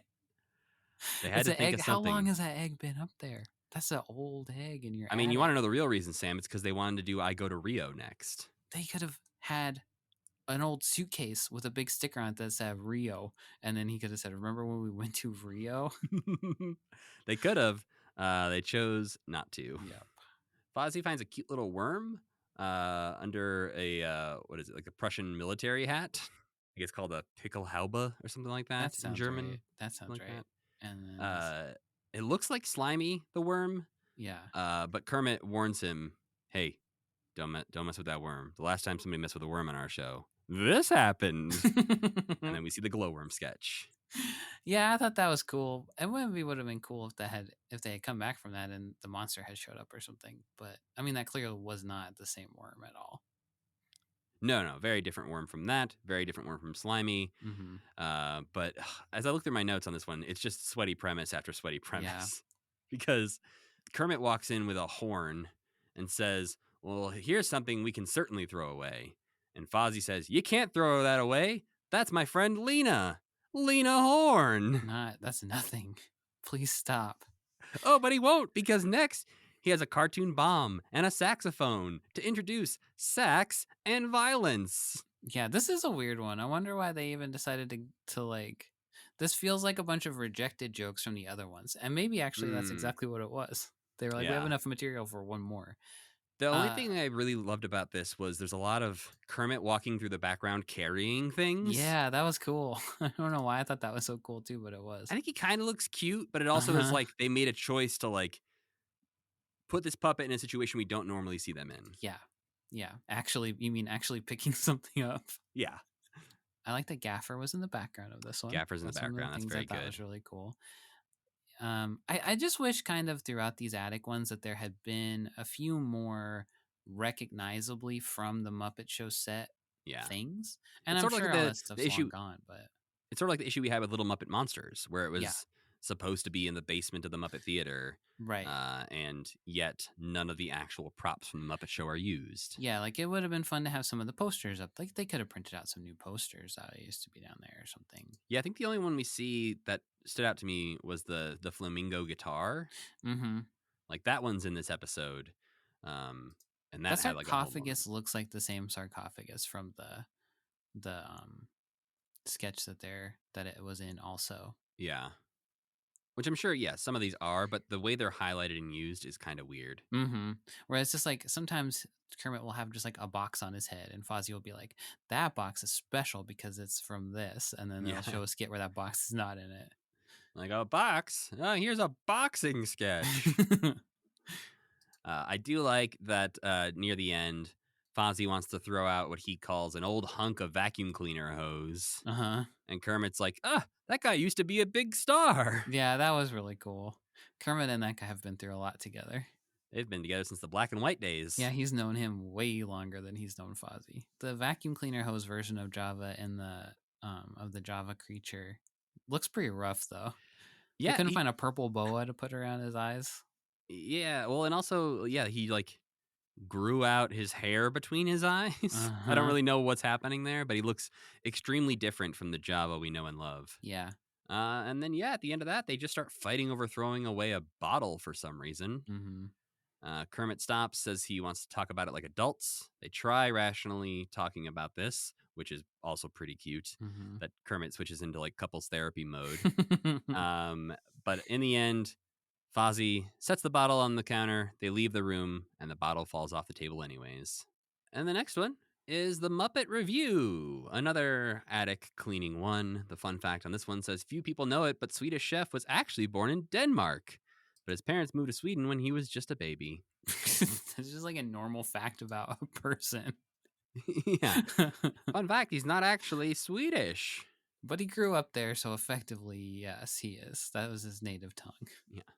This one was also retitled at some point to Kermit and Fozzie's Favorites, I think, Oh. for other markets. So there's a chance maybe you saw this one with that. If you The have these Muppets tapes back in Review the is day. kind of a nonsensical name, I would say, because a review is like a show. Especially like the idea you floated earlier where they could have done one of these like a review of Yeah. like, and now it's Lydia the Tattooed Lady again. Your favorites are back. They just didn't want to rebuild the Muppet Show sets. Yeah. This one also, I think it had even less highlights than the last one for me. Kermit and Fozzie cutely sing part of the theme song together. Yeah, I loved that. Kermit's being real silly in these, and I like a silly Kermit. It's like he started taking some kind of medication or something that just like his blood pressure is low. He started doing meditation. He's just like living his best life in the 80s. This is Kermit without the stress of the Muppet Show. Yeah. It was killing him. You're right. He was too stressed on his day-to-day work, and now he doesn't have the stress of that, and he's like, oh, life's pretty good. Yeah, I'm just writing my detective stories. Piggy's not beating me up every Yeah, day. we're broken up. But I do think there are some notable Muppet moments in this. One, Gaffer the Cat's still here, hanging around in the background. Mm-hmm. As far as lore goes, I think some of our suspicions are confirmed in this one. Okay. Fozzie picks up a top hat to reveal a terrified Muppaphone. The Muppaphone part was really cool. There's a Muppaphone who is hiding from Marvin Suggs, scared for his life. Which I think we've always speculated that Marvin Suggs is one of the most terrifying Muppets and treats his Muppaphones quite horribly. Yeah, we've said he's the worst guy of all of them. Yeah, I think we've envisioned quite the life for Marvin Suggs in the past. He lives in a trailer. Yep. All the Muppaphones live in like a dirty cage Yep. in his trailer. I'm pretty sure is what. That sounds right. So canonical in my head that I can picture it perfectly, like it actually. It almost. happens. I'm like, did Frank say that somewhere, or did we just make this you up? actually, now that you say that, I'm not sure. He maybe did. This Kermitment lore or Frank Oz lore? Well, who knows? Somebody else. Yeah. But other than that, for me, standout moments where Fozzie finds an antique meatball. Oh yeah, I like that. And while Kermit starts talking about something, Fozzie shoves it in his mouth really quick. Yeah. And Kermit's like, "Where's the meatball?" And Fozzie's like, "Mom." There's a part where they're like really getting philosophical about the show, the Muppet Show as it was, and Kermit is like, he just, the way that he says what would happen in every episode, he says, it was always fun until the show inevitably descended into total, abysmal, hopeless chaos. Yeah. And I like that little bit of waxing nostalgic about like, I just like when I like these because it's so rare for them to actually reference really concretely something that has happened before. And just the fact that they recognize that they were in the Muppet Show and they lived those experiences is so rare that these were kind of a little bit of a thrill. Well, and I feel like it is something that they avoid doing nowadays because it's sort of everything in the past was a thing they did as a performance. Like the Muppet Show was a show we used to make, but we aren't those people. The Muppet Movie was a movie we made, but we aren't those people. Right. And so, yeah, like you said, calling back specifically to the time we did this song on the Muppet Show together. Remember those good times we had? Is very heartwarming and is a little bit of the, the Jim moment in Muppet Family Christmas. Right. Where they're like, I like it when they have a good time. Yeah.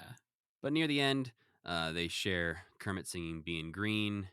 Fozzie talks about how that song was very classy. And Kermit, again, talks about like, yeah, we tried to do classy stuff. And everyone ruined it. And specifically, he references Animal ruining Fever with Rita Moreno. And that's when Animal comes in and starts making a huge mess in the attic. And that's kind of how that one ends. Yeah, they're all there.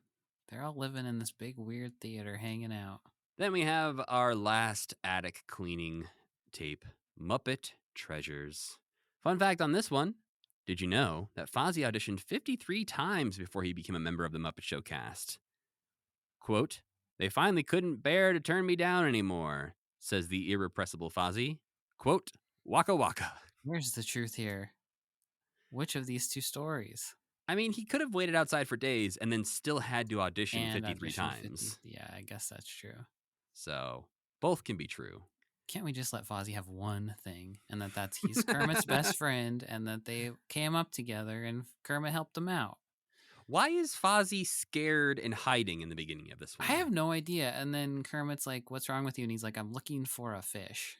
He doesn't like he makes no reference to the fact he was previously scared.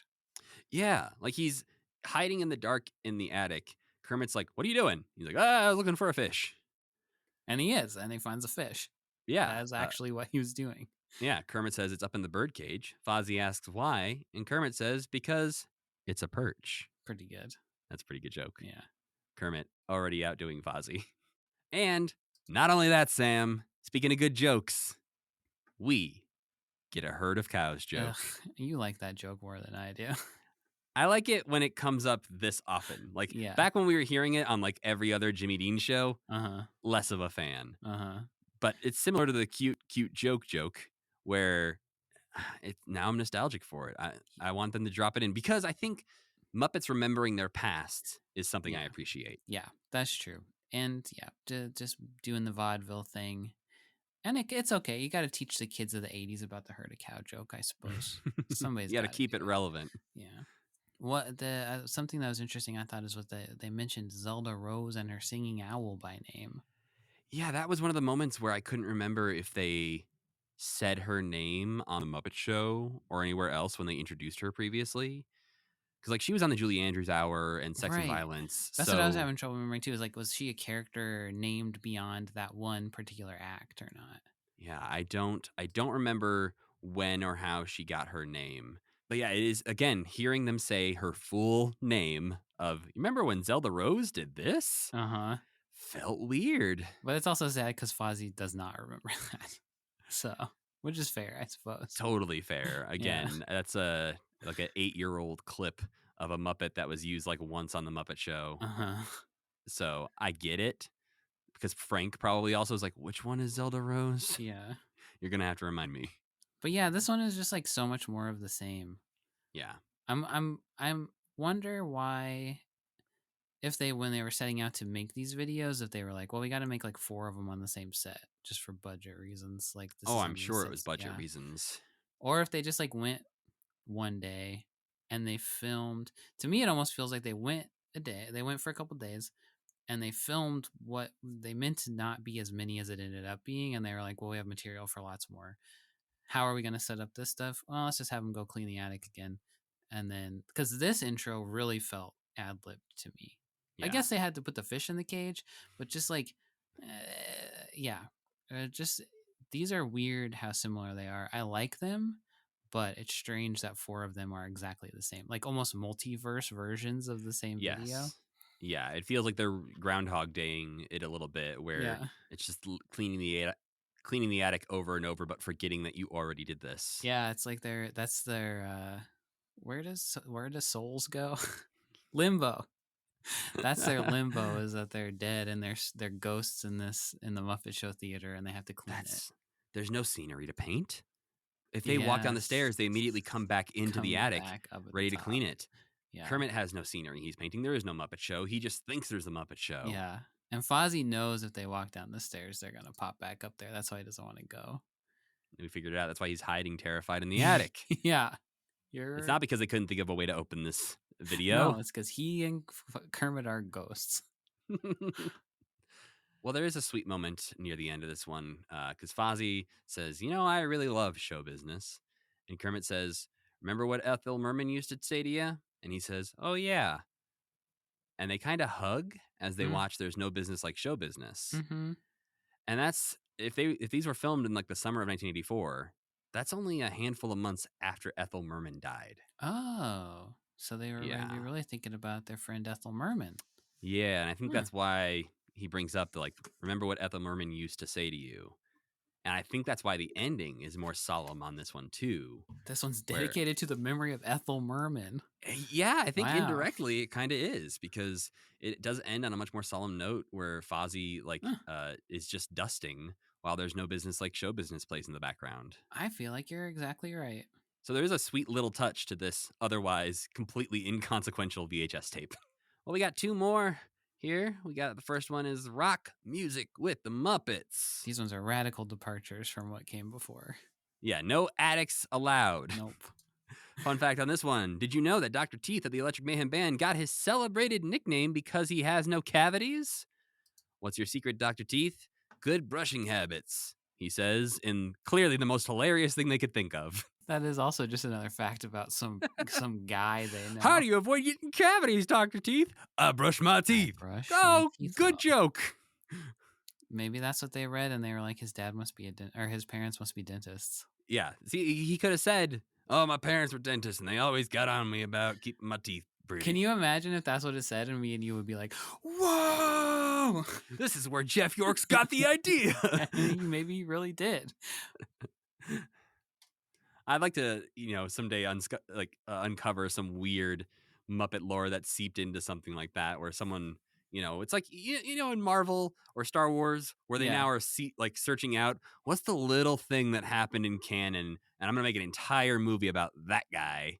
Or it's even like, what's like a set piece from like the Shadows of the Empire or whatever that I can like put into this movie now and make it canon, or like it's like taking one of these and like, what if we made the Swedish Chef Grows Up in Denmark movie? Yeah. What if we made the movie where we find out Swedish Chef isn't Swedish? When we get to finally make our Muppet project, Matt, we got to find the most obscure fact and extrapolate it into a whole thing. I mean, the problem with that, Sam, is that I guarantee you we've probably said something similar like this on this podcast before, and we've already forgotten all of those obscure facts. And I'm not going back and listening to this podcast. Are you? No. Somebody out there tell us which thing we should make a Muppet movie about. We'll pitch it. Tell us the best thing we said. Go back and make a clip show about maybe like an hour and a half long of all the best things we said. We'll show up for one day and record all the interstitials, being like, can you believe we said this? As we clean off our Kermitment scrapbook. Yeah, I won't be listening to the clips we're talking about. I'll just say, wow, remember the time we talked about the Muppets? Wow, here's the smartest thing Sam has ever said. Cut to clip. I want to fart on Rolf. So say. Oh, new t-shirt, everyone. Well, in Rock Music with the Muppets, we have Dr. Teeth running a radio show, music video show. It's kind of unclear. Yeah, when I was writing the thing, I was like, hey, wait, what the hell is he? What's he doing? Yeah. He never really says. But he has his incompetent engineer working in the control room. Yeah. Beaker. And, overall, I will say I love this one just because the vibes are so weird and different. So strange. Dr. Teeth is so unhinged and different than I feel like he's ever been. He's lost his chill completely. There's no one around to keep him in check. Uh-huh. Like, Floyd can't call him out on his shit. He's just got Beaker there to abuse. And so he has lost it a little bit. And this is another character who for years and years never really got to do that much stuff because he didn't get to do much on the Muppet Show. He was definitely the backseat to Floyd. To see him doing so much and acting in such ways is jarring. Well, and I feel like this is one where it's one of the, I think maybe the only one in this batch where it feels like the Muppet got to choose the clips. Yeah, that's if that true. Makes sense. Yeah, like these are all ones he would pick. You're right. Right. They're either like Electric Mayhem clips or they're like classic musicians or they're his friends. Like he shares the Floyd and Zoot just sitting on the bench telling jokes bits. Yeah. And it's like, hey, watch this thing my friends made. And also a bunch of Leo Sayer, which the fact that Leo Sayer was considered a rock musician at some point is weird. I don't think Dr. Teeth would have liked that. I think you're right. But yeah, Dr. Teeth saying, here's Blondie. That makes so much sense. Yeah. Did it not stand out to you that Dr. Teeth seemed extremely angry in this? There was like a part where when Beaker's pretending to host the show and Dr. Teeth comes back in and he's like, so Beaker, the minute I turn my back, you take over the show. Is that how it is? Do you remember that? He's like, get back to the control room. Do you think it's all the drugs? I suppose he could be. He's on something that day. Some kind of mix that's making him not act right. He might be right. They're just like such a weird gym performance that feel like I've never seen before.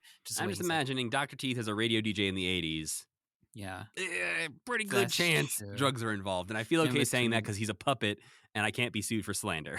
In between this, he's just smashing his head down into a big pile of cocaine and then come back up. All right. He's like paranoid. See, that's what you just did. He doesn't do that in this. He is more like angry and paranoid throughout this. He doesn't have his like sort of scatty, weird. Yeah, he's not like, that's totally groovy, man. Groovalicious, baby. He is more like right on the razor's edge of physical violence against Beaker. It's being like, fuck you, Beaker. Yeah. You're fired. Get out of here. Yeah. Like maybe he just hates Beaker or something. But this is just such an odd pairing. Like you've already said that you can understand him borrowing Beaker. Right. But I don't know. Maybe he was assigned Beaker where someone was like, if you want to do your radio show, you have to work with our engineer. And he's like, all right, who do I got? And they're like, Beaker. He's like, son of a bitch. I hate that fucking guy. Beaker's just the engineer of Muppet Radio. So he's the only guy you get or something. Yeah. But also, how is he making so much stuff? I was kind of mad at Beaker because how is he blowing so much stuff? Everything's exploding. There's really almost nothing that could explode, I believe, in a recording studio. Yeah, like I could punch my mixer right now and it won't explode. I could probably like throw my computer off of a cliff and it wouldn't explode when it hits the ground. I could shoot it with a machine gun and it would not explode. I'd have to put explosives on it to make it explode. But Beaker, on the other hand, he's finding a way. So I understand his frustration, but also this one did have extremely odd vibes. But it was fun. Well, our last one is Rolf's Rhapsodies with the Muppets. This one also very chaotic and weird. This one, you mentioned Duck Amuck recently, I think. This one felt like Duck Amuck starring Rolf to me, where he's like, starts off in a perfectly normal situation and then slowly it's revealed to him that he is like in a video hell. Yeah, but also in a world where, maybe he can't be killed. And this is a weird other world that the Muppets are existing in, because I do like Rolf as a host. Muppets can't be killed. We know that already. The only Muppets that can be killed are Fraggles for some reason. And I have a theory about that. Oh, God. And it's that Fraggles don't, and I think I tweeted this, Fraggles don't know that they're Muppets. So Fraggles can only die because they have the state of mind that they can die. And if they realize they were puppets. Yeah. Because almost every other Muppet we've ever seen knows it's a puppet. Like, I think the only exception is like the musicians of Bremen. Like, they might be the only other ones who don't know that they're puppets. What about the guy on the train in the Kenny Rogers episode? Oh, he doesn't know he's a Muppet either. He died too. He thought he was a real man, and so obviously he becomes a ghost. But if they met Kermit, and then Red was like, I'm going to starve to death, Kermit would say, what are you talking about? I've never eaten anything in my entire life. And Red would be like, oh, well, okay. Or they're a splinter evolution of Muppets who for some reason have a shorter lifespan. We also have the laws of nature broken down by the character of Dead Tom in Muppet Treasure Island, who, as for all we know, is dead, but is walking around and talking. Well, I've also thought about that, and the only reason a Muppet can actually die is if it's for a funny joke. What about Pa Otter? I guess they don't know they're Muppets either. Have any evidence Pa Otter ever actually existed. Or that he didn't just run off. And also, they might not know that they're Muppets either. They definitely have more in common with a Fraggle than a Muppet. That's fair. Yeah, maybe there's some Muppet animals that are actually not like there's a certain what's the thing? It's a certain spectrum. There's Muppet death. people and there's Muppet animals. And if you're on the Muppet animal side, you can die because you're more like just an animal. Okay. Rolf's kind of right in the middle because he acts a lot like a dog. Maybe that's why he's And- afraid for his life when handed a cartoon bomb. Is he's like, Yeah. I'm not sure whether or not I can die. The coin flip really could go either way for Rolf. Anybody on the human Muppet side of Rolf would not die. Yeah, he doesn't want to press his luck. Fraggles, for some reason, since they have to scavenge for food and stuff like that, they're just to the left of Rolf towards the Muppet animal thing, and they can die. Yeah, we've seen them almost die many, many times. And they've referred to many of their ancestors who have died, yeah. too. So they die, but only because they don't know that they don't have to. There's my theory. I was trying to save it for a Fraggle episode, but we don't get to one. It's so long, I think. I mean, yeah, and I think, like, if we have a special guest back to talk about Fraggles sometime in the future, maybe we can pick their brain, or maybe that would just annoy them. I think they wouldn't like that. No, probably not. I think if somebody asked me about that and I had written one, I'd be like, oh, that's really interesting. But I don't think anybody else in the whole world would ever think that. That's really interesting. I have no further thoughts. Yeah. Shut up. Well, Rolf's Rhapsodies kicks off with Rolf playing a slow Muppet Show theme on the piano. Love this guy. I love him so much.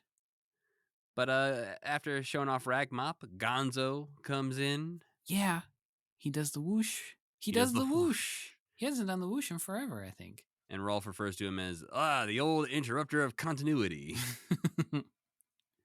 Yeah, this is when things start to unravel. His reality's crashing down around him. It feels almost like, I don't know if there's a term or a thought about, like, good, bad improv. Yeah. Where, like, no one's playing the same improv game, Uh-huh. but it still turns out funny. Yeah.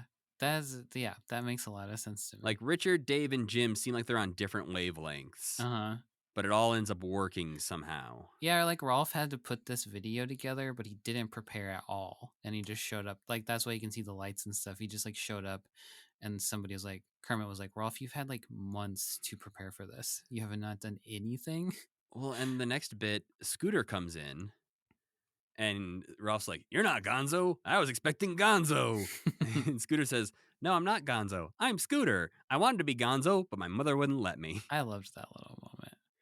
I think overall this one feels a little bit too close to the Scooter scrapbook one. Oh, yeah, but this one has such a good hangout vibe. I feel like we've never gotten to hang out with the Muppets like this before. I don't know. I think it's just so random that it feels broken.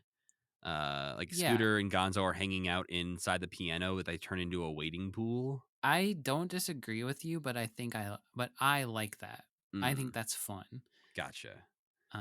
Yeah, it's very instead of, silly. It's very like cartoon-ish overall, like not just the bombs. But yeah, you know what it actually kind of reminds me of, like when Rolf would do pitch commercials back in the day, like when he'd do like IBM. Yeah, and he was kind of in a weird liminal space, and like extra goofy things would happen to him. Well, Or it's like almost like a Sam and Friends, where they're like on a TV set, like trying their best to put something together for the people out there. Some of the like SK Meat commercials we saw early on. Yeah. Well, yeah, Gonzo does deliver Rolf a big cartoon bomb. And Rolf says, that is a cartoon style bomb. That made me crack up. Tosses it away and it explodes. And you don't necessarily think this is going to be a running gag, but it does come back later. It's a great bomb prop, so they got to just keep going with it, I guess. Yeah, they used it earlier with the Saxon violence joke with Fonzie. Piggy shows up at some point to talk about Boy from Ipanema with the Petula Clark performance with the Boss Man. And right after that is when Fozzie enters as Piggy exits. And this is one where I'm pretty sure Frank was performing Piggy and not Fozzie. I wish I had clocked that that's what had happened because it didn't occur to me. It just seems like Piggy, I don't notice any variance in her performance in that moment when she's talking to Rolf. But then the moment it switches over to Fozzie, I'm like, Fozzie, I think, could be a little bit off compared to Piggy. Interesting. But yeah, he sets up the yes, we have no bananas and Tit Willow.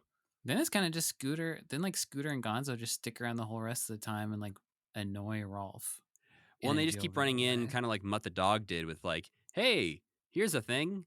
Because Scooter runs in at one point and is like, I have a very important message. Your feet's too big. Yeah, that was that was annoying in that similar way. You're right. But I love it when they're standing in his piano and like filling it up with a hose, and then Gonzo's like, he didn't go for the wading pool idea. Eh? I thought that was a good gag. Well, and it does actually, the next thing after that is Rolf drying off his piano. Mm-hmm.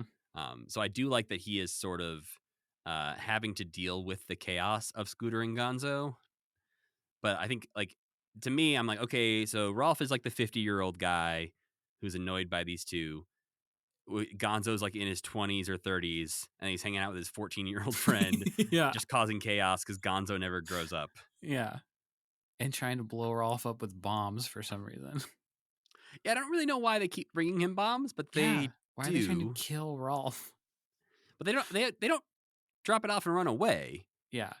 So they would also presumably be blown up with him. And they are always unaware that it is a bomb until Rolf says, "This is a bomb."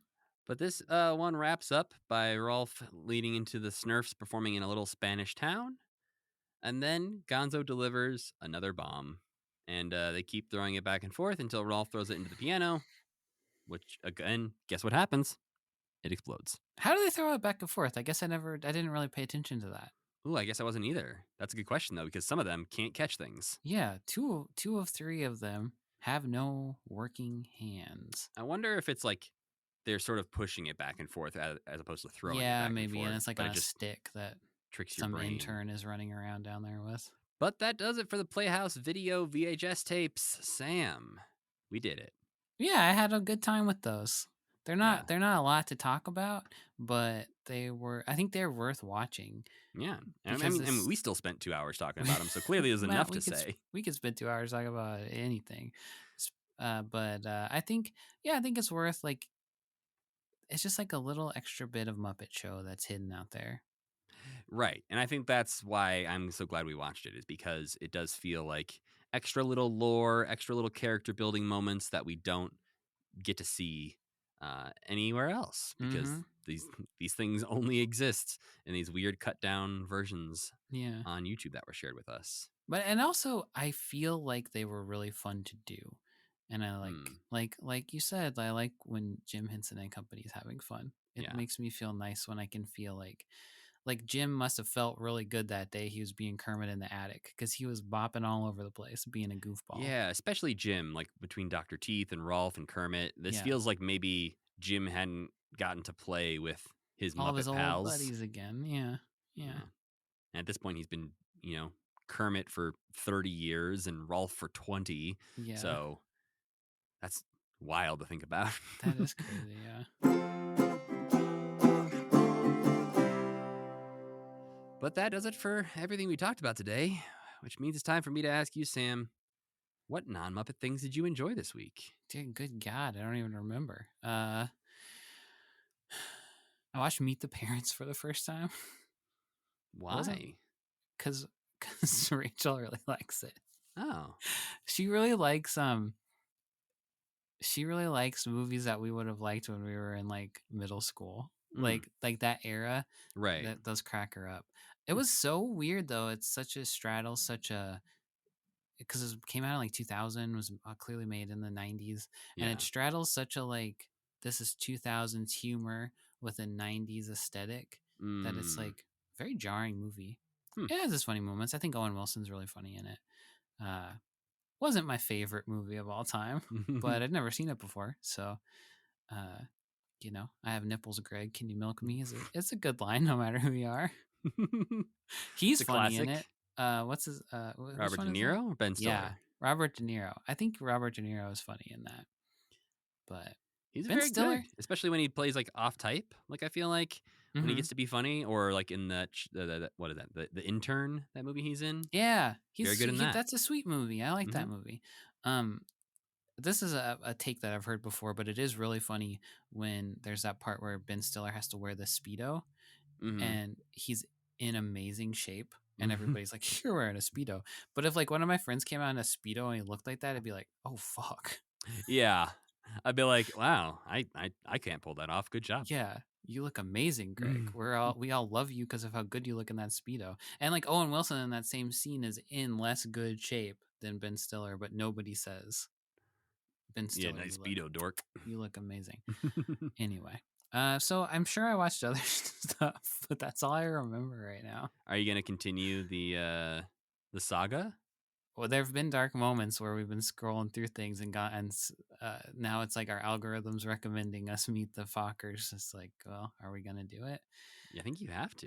I think I have to know how the saga concludes. Yeah, I think I do. What did you watch that you liked? It's all Formula One season around here, Sam. Oh, cool. The new Formula One season's kicking off this weekend as we record.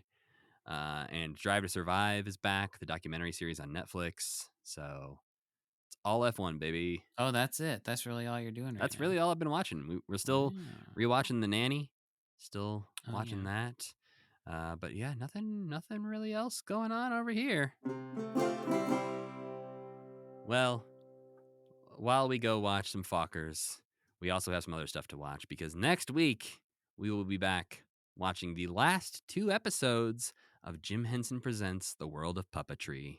These will be the 2 episodes focused on German puppeteer Albrecht Roser, known mostly for his use of marionettes, and Australian shadow puppeteer Richard Bradshaw, who we saw perform in the Ethel Merman episode of The Muppet Show. I'm excited for that one. I think that one will be fascinating. I hope they show a lot of the construction of those things. Yeah, because there's a certain illusion to some of those that feel impossible sometimes. Yeah. So I'll be very curious to see how much behind the scenes we get, because it's kind of a gamble when it goes into these episodes of how much you're actually going to learn. Oh, yeah.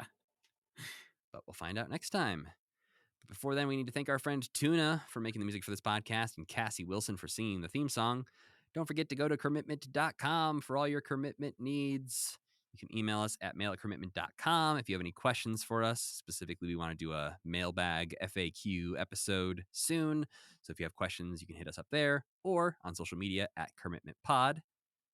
You can also follow me at Matthew Gatos. And I'm Sam Schultz. And as always, keep believing. Keep pretending.